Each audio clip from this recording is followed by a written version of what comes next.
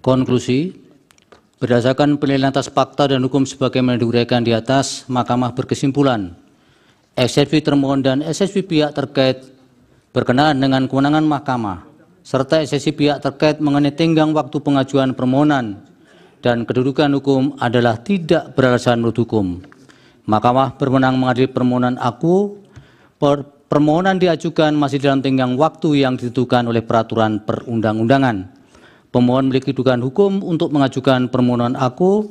Eksepsi termohon berkenaan dengan pokok permohonan adalah tidak beralasan menurut hukum. Permohonan pemohon tidak beralasan hukum untuk seluruhnya. Berdasarkan Undang-Undang Dasar Negara Indonesia tahun 1945, Undang-Undang Nomor 24 Tahun 2003 tentang Mahkamah Konstitusi, sebagaimana telah diubah terakhir dengan Undang-Undang Nomor 7 Tahun 2020 dan seterusnya dianggap dibacakan. Amar putusan mengadili dalam eksepsi, menolak eksepsi termohon dan pihak terkait untuk seluruhnya. Dalam pokok permohonan, menolak permohonan pemohon untuk seluruhnya. Pendapat berbeda atau dissenting opinion.